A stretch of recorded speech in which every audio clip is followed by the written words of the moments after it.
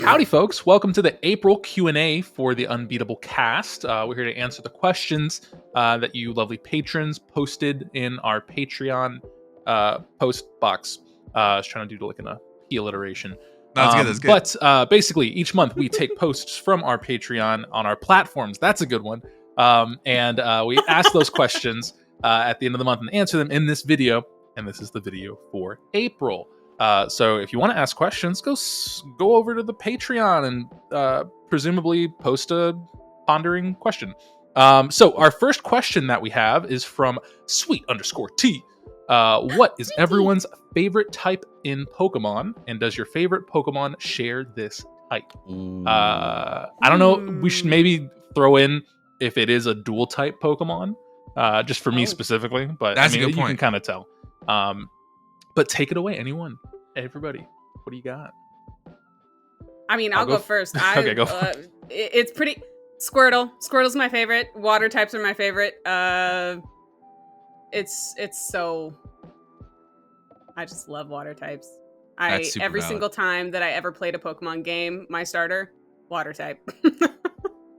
I'm pretty sure you and Matt have that in common. If For Matt sure, has for said sure. anything else to me. Yeah, water is my favorite type as well. So much so to the point, my favorite Pokemon is Mudkip, which is like water ground, just because that combination. Oh, it's so good.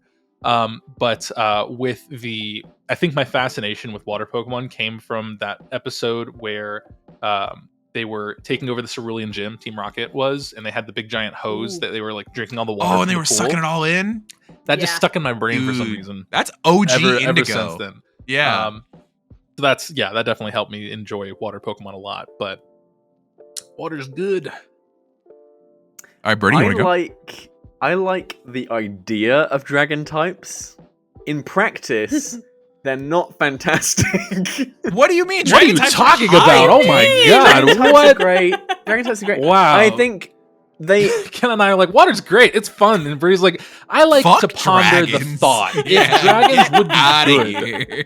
It's like, what are you talking Anyway. about? I do love dragon type Pokemon. However, dragon types kind of get stomped on a lot because they're super effective against themselves Yeah? and not much else. That's a reflection on the trainer. Excuse me, but dragons are also tanks outside of when they added the fairy typing, which kind of brought them back into check. But like dragons like are only weak to what? Ice Dragon Fairy? Dude. Yeah. They I don't know. It's the only game I've played Pokemon. What dragon are you thinking of? Because that When might you make think a of the big dragon difference. that sucks. Like what I mean, comes the to mind when you think of a sucky dragon? Actually, no. When I think about it, like I had a Cyclizar in Pokemon Violet that swept. So I guess I'm wrong. There you go. Dragon. There you go. Dragon types. I love dragon types. They're great. Wow. What was your favorite Pokemon with that? Does it share a type with dragon? My favorite Pokemon type within Dragon type is probably Cyclizar, purely because it's just what, it was like it's what your favorite Pokemon is. It doesn't have to be a dragon. Yeah, type. my favorite Pokemon is just a Starly. type. Okay, No, there we Starly. go. Starly's your favorite Pokemon. Okay. I Nice. mean, to Aaron, be what do you fair, got? the Starly that you have is as aggressive as a dragon type, so that makes sense. You know what? It's Terra type is dragon. Yeah. Oh, dude, definitely. You guys ever go to Paldea? In Fucking its popping mind, that it's a immediately. dragon. I think that for my question, so my favorite type, first of all, is ground type. I'm very vocal about how much I love ground types. They're the bestest boys, and I love them very dearly. Camerupt, Torterra, Swampert, all of them are great. Stick to one. You know, they're all good, but they're not my favorites. My favorite Pokemon is really tied at the end of the day. One of the two of them is a ground type, and it's also a dragon type. Burrty. It's Flygon is one of my two favorite Pokemon. So in a way, yes, it does share a type. However, my other favorite Pokemon is... Don't say it. Save it for next question. They got to ask that question next month. They gotta ask that next month and what my other favorite Pokemon is? That's how that goes. If you guys want to know, ask the question and we'll answer it next month. What about like a second favorite type? If I had to pick a second favorite type, Brown. I'm probably gonna go dragon type. I would just go, I would the go- other I'd half go of what the fairy. favorite Pokemon is. We go flying. Fairy- I Fairy's think a I'd good go type. fairy. I should get an Would you? Altaria. Oh, Altaria is great. What about you, Matt? Is it just water types for you for life? No, I said ground. The other half ground. of my favorite type. What's up, Matt? Yeah, I know, right? Fuck yeah. But Dad, you up? Altaria is a really good Pokemon. That was my dragon type in Ruby. Dude, get a dragon dance on that thing. Oh, it sweeps so quickly. Next question we got is from Monk Lunk 303. as someone looking into maybe creating / modifying TTRPG, what is the first step that needs to happen? Dice system, theme, no other question mark after that? Yeah, Matt. What do they have to do? Oh, I'd probably say vibe.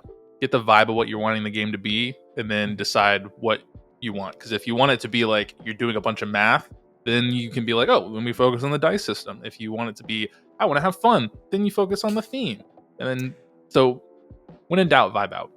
Yeah, I think Matt like hit the nail on the head with like probably the most important thing you want to think about, which is like how crunchy you want the system to be.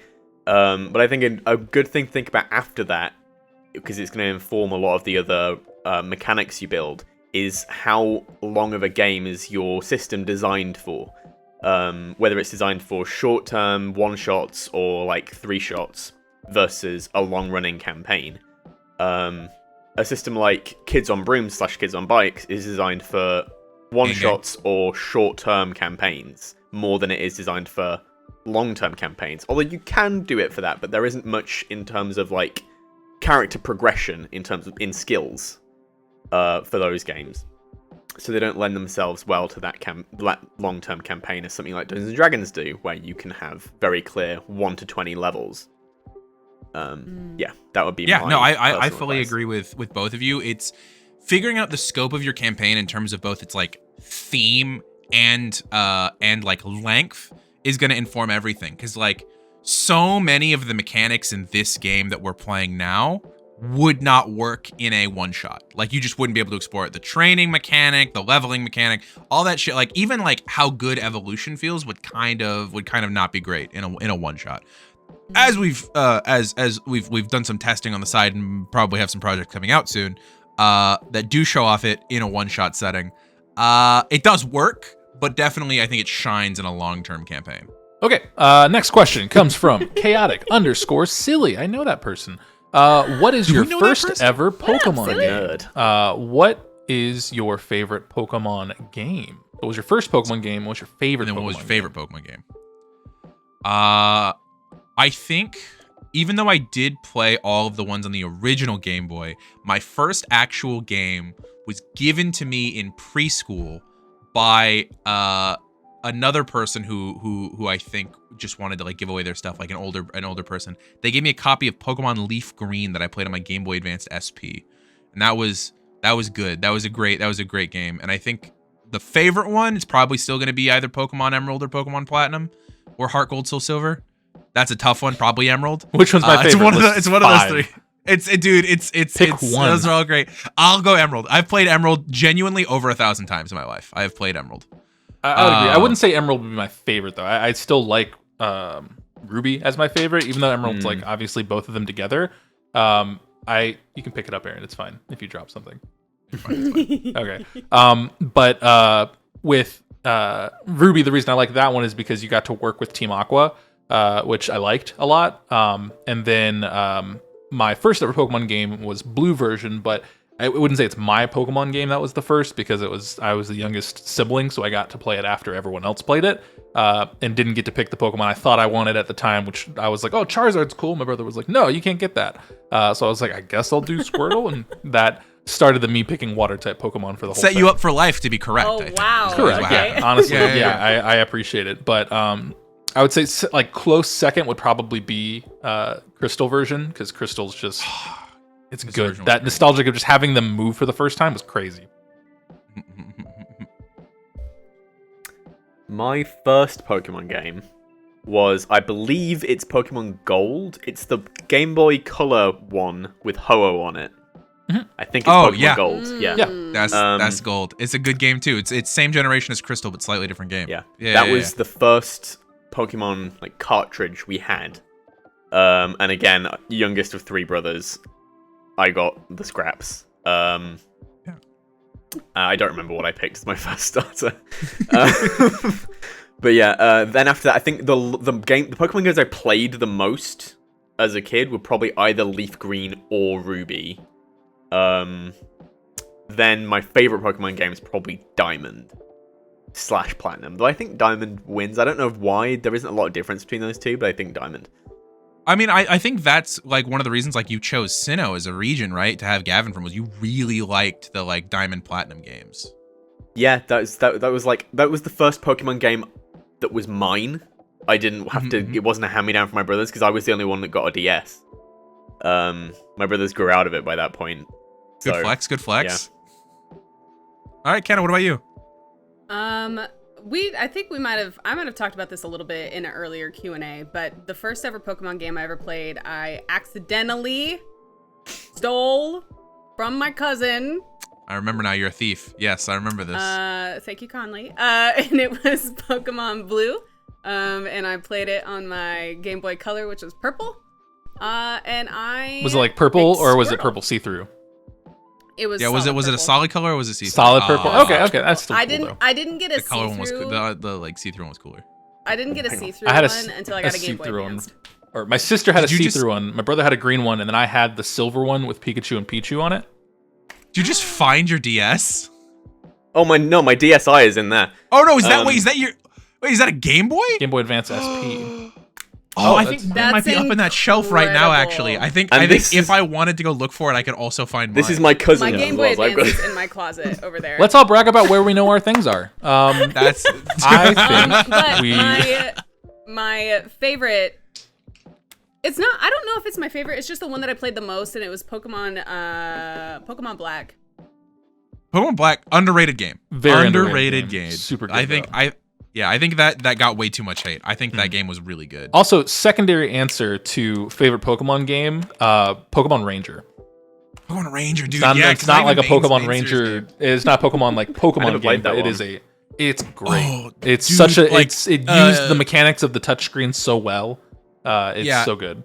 If you can get Pokemon Ranger, is it Shadows of Almia?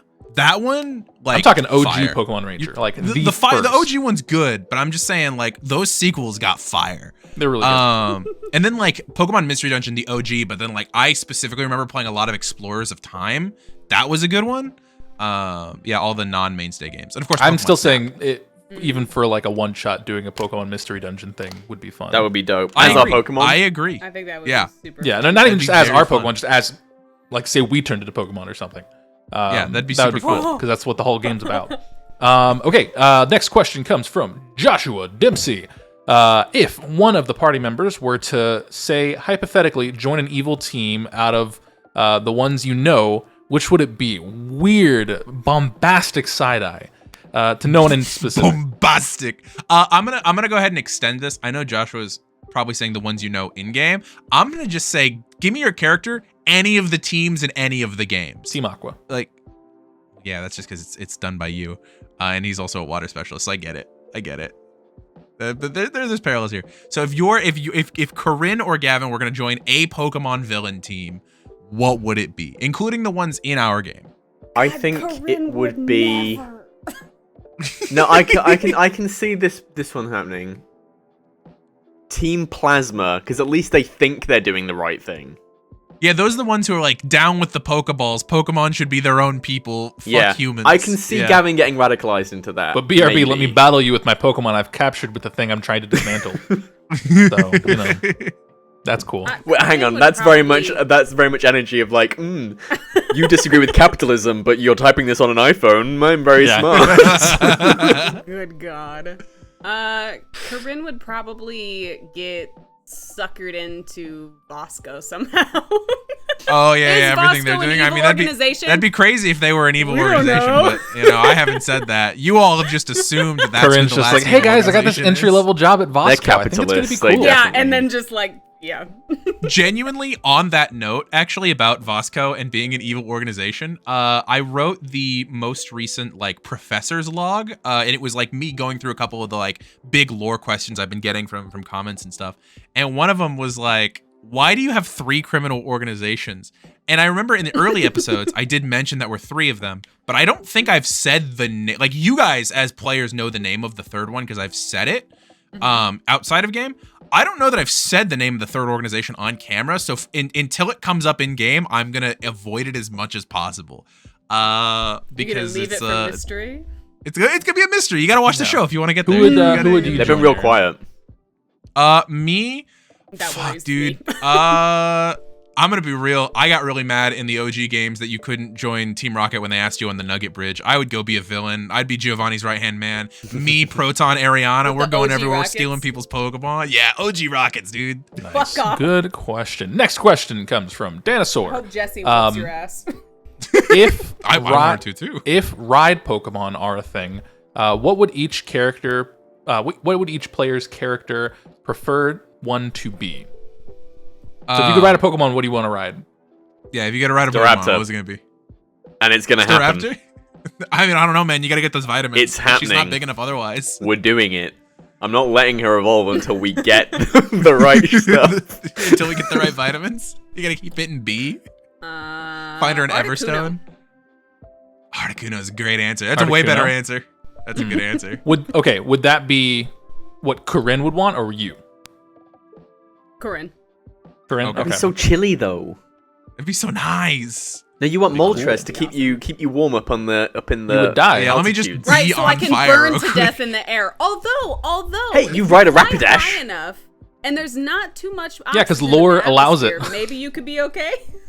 I don't know that physics is taken into account when it comes to Pokemon. I'm going to be real. Thermodynamics doesn't make any sense in the world of Pokemon. You have to get like almost to space to not die riding on the back of Moltres. Because I'm not determining it for a character. Mine's really easy because it's one of my two favorite Pokemon. I would just throw a saddle on Flygon, dude. Any day of the week. Me and Flygon hanging out with his little goggles. Lugia. I'd have little matching goggles. That's Lugia. fair. If I could, it's not a thing that Seth would have. I would want Altaria because it's just you're sitting on a cloud. It's super cool. But You're literally Goku with Nimbus. Yeah, it's great. But I was gonna say you're the Koopa from Mario Kart with the thing. Oh yeah. What's up, Kenna? I changed my mind. I think Kenna wants Articuno. I think Coryne would probably want a really big like Arcanine. Oh, that's another. It good hurts. one. I'm just kidding. It's really comfortable. It deafens you. Yeah, supersonic what? Okay. I think for Seth though, I don't really know. I don't think he has Imagine like Seth on the back of his own preference. fucking Gyarados, just fucking booming through. I wouldn't want a Weird. Gyarados. Hang on, if legendaries are allowed, I'll take my ride on. get the motorcycle Pokemon. No, I'm taking Coryne. Fuck you. I like that he runs. I think it's stupid. I love Oh it. my god. Yeah, I don't know. Matt, you I thought think that? I would probably just go what? Sorry, I was throwing it back to you, but then you started talking. Gotcha. Yeah, Go on, we were go, vamping go. and he was tossing it to you, but it was just right at the same time that you Sure, had made sure, your sure, decision. sure. Yeah. Yeah, no, I think honestly, the I'm trying to think of the final form. My brain's messing up. Gibble. Garchomp? Garchomp. Yeah, Jump. Garchomp will be cool. 'cause you Garchomp. can fly and run over water and stuff. It'd be dope. That'd be really cool. That thing goes at Mach 2. That thing's yeah. so fucking fast. And then there were extra questions on Dinosaur's question. Aaron notes. That's you. I was not- explaining what ride Pokemon were. Never mind. Instead of doing it that way, I request in the future, just don't. I'll figure it out, or you just tell me. And then the question document. the bonus question was, what is each cast member's favorite type of Pokeball? Oh, that's such a hard one because there's so Luxury many Ball. great ones. I know Luxury Ball is great. I know Matt's gonna say Premier Ball, so I'm not gonna say Premier Ball. And if I'm not saying Premier Ball, I'm probably going like Heavy Ball. I think the gray and blue is Ew. gorgeous. Dude, I love either a Heavy Ball or a Quick Ball. I'll take either one of those. Quick balls are pretty cool. I do like Quick Ball. I like all the Pokeballs from like the second generation that the guy made by hand. Mhm, That was mhm. really cool. But yeah, Premier Ball is definitely my aesthetically first choice, followed closely by in terms of efficiency, Quick Ball, but I would I just like probably the say lightning bolts. I like the little yellow bits. yeah, I don't know. I think I'd probably just still stick with Premier Ball just because it's like clean. Which what one are you is thinking, the? Kenna? Is there a black and gold one? There's a luxury ball. Luxury Ball has and black the and gold Ultra on Ball Oh, the is the like has black, yellow on it. yellow, and Yeah. white. Yeah. I think I also think the Ultra Ball is a good aesthetic too. I think I would probably go for Ultra Ball. I always used to get so excited whenever I would come across him in the game. hmm Like someone just Weird left this on the pull, ground? actually. If we're including any Pokeball, weird pull. I don't know if you guys remember this. The GS ball from the anime, from the season of the Orange Islands, where he has to like deliver the GS ball, and it's like this golden ball that's like GS on it. I don't know. That one's cool. I'm here. There's also the one from the GameCube game, XD Gale of Darkness. Did we Oh, still that's a capture good other one. people's Pokemon. We did rank all of the Pokeballs. Do we still have that file anywhere? We do, but we don't have time to go get them. Next question comes from Post it on the Mike. Patreon. No, we won't. Mike Bennick, do you think William will get an Annihilate? Yes. I think this is a Burrty question. Do you think William's good enough to get an Annihilate out of his Mankey? I Do forgot I what the think he's good prerequisites enough were to get for an it. Annihilate? Sure. Yeah. What's your confidence in William as a sobbing man? I think that He was Annihilate really isn't. distraught. I think Annihilate isn't the right vibe for William. You think I Man's think- never going to be an Annihilate? I think it could definitely achieve that, because what's the prerequisite to could get achieve an it. Annihilate? It just Is to needs to be punch, angry. the Rage Fist 50 times. Yeah, You have to do easy, You have to do a ton. easy. William Because I did it seems recently. William seems like he could have some hidden anger that he doesn't ever let out very often and just channels it through his Oh my god, I can't wait for the moment that like you Fucking guys are rage. like in another attack and like the Crimson Rockets come in and like they lay hands on like Man and William fucking just lets loose and punches the Crimson Yeah. Rocket member. I can't wait for it. Just sobbing the whole time, beating the shit out of it. I'm here for that. Next question comes from Blade Kelly. How do you determine the die size for the Pokemon stats? Do they increase and rank up, Aaron. or just when the Pokemon evolves? So, Blade Kelly, this question actually has two answers depending on whether or not you're counting from our perspective or from your perspective. Because the episodes that are still coming out at the moment use a different system than the ones that we've now recorded that aren't released yet. We changed Because it. essentially, yeah, it used to be every single Pokemon, no matter what they were, had a D4, a D6, a D8, a D10, a D12, and a D20. And that was like, I was like, oh, I'll balance all the Pokemon. It'll make it to where everybody's got an even playing field. Now that sucked because what happened was certain Pokemon were just like way too overpowered, way too early. Some Pokemon that like when they evolved just stayed pretty weak. It wasn't good as a system. So instead, I came up with a nice little bracket system where you can take the base scores as listed on like things like Bulbapedia, Pokemon DB, Cerebi, and you can use those to decide whether or not it's a D4, D6, D8, D10, D12, or D20.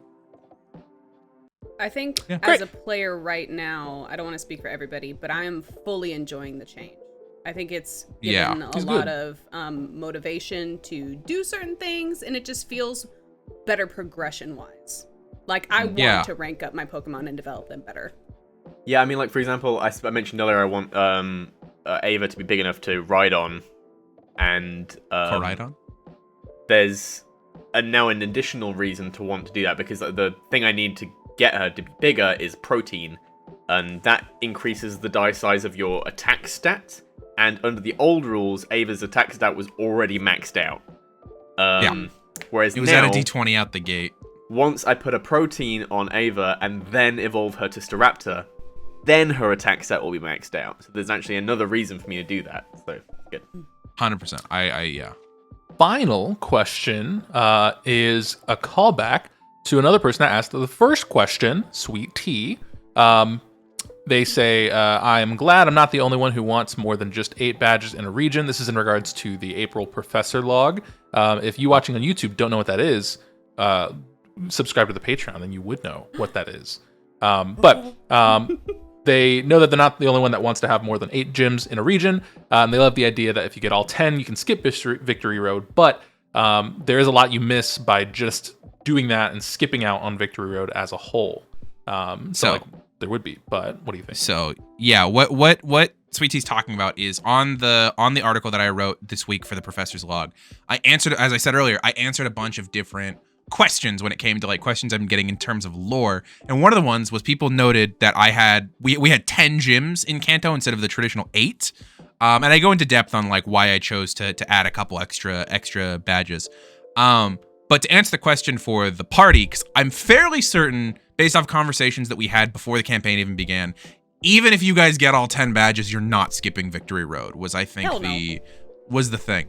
And basically, some of the main upsides of the skipping Victory Road is like you get more time to just straight up train, you get to Indigo quicker, you get to make connections quicker, you get to talk to people quicker. But there is some stuff you're missing out on Victory Road. There are rare Pokemon that only exist in Victory Road in terms of this region. You can always try and trade for them, but they'd be very expensive.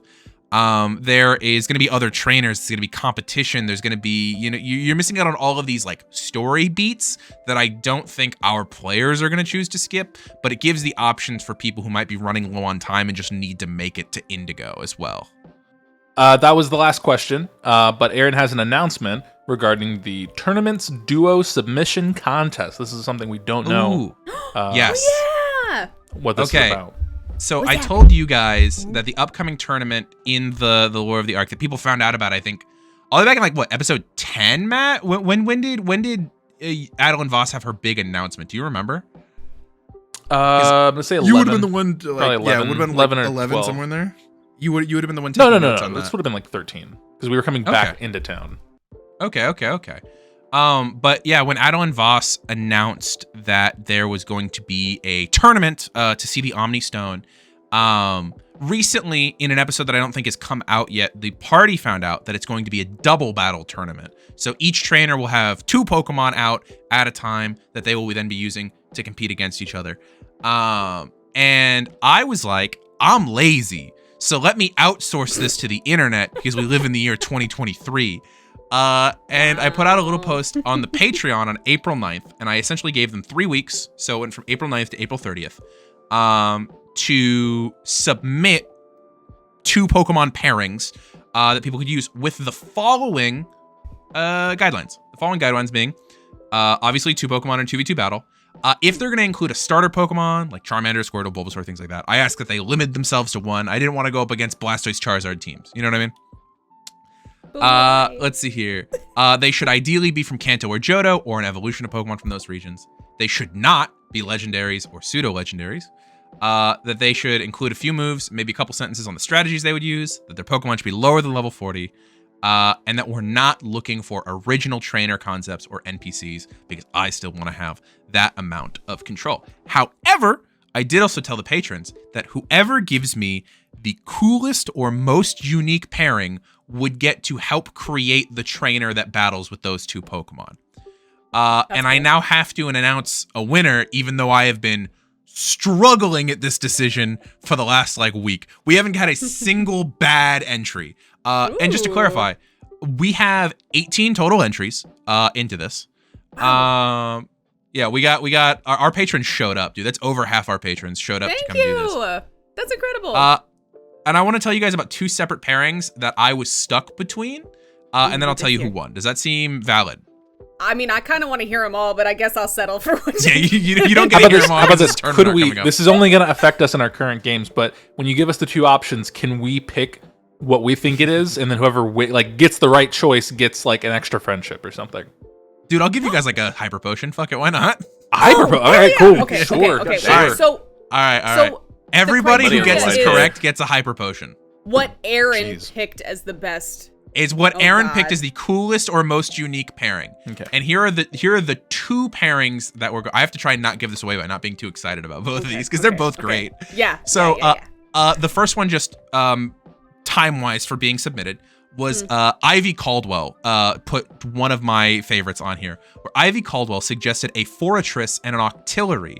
And the idea would be setting them up to where Forretress would be acting as a substitute decoy, using physically the move substitute, using ally switch, tanking all of the hits for Octillery, whereas Octillery would be loaded up with special attacking moves like Hydro Pump, Aurora Beam, maybe even Flamethrower, because it can get that. And they would be a literal tank together, because Forretress would be able to be the little armored bit, and Octillery on the back just bah, bah, bah with its cannon. That's incredible. That's scary.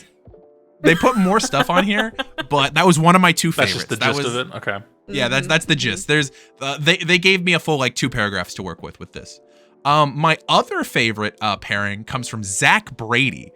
who gave me Scizor and Magneton, specifically Magneton using its magnet pull ability, which stops Steel-type Pokemon from swapping out, but in the lore, it's just a magnet, to be a little backpack to Scizor, the Steel-type bug.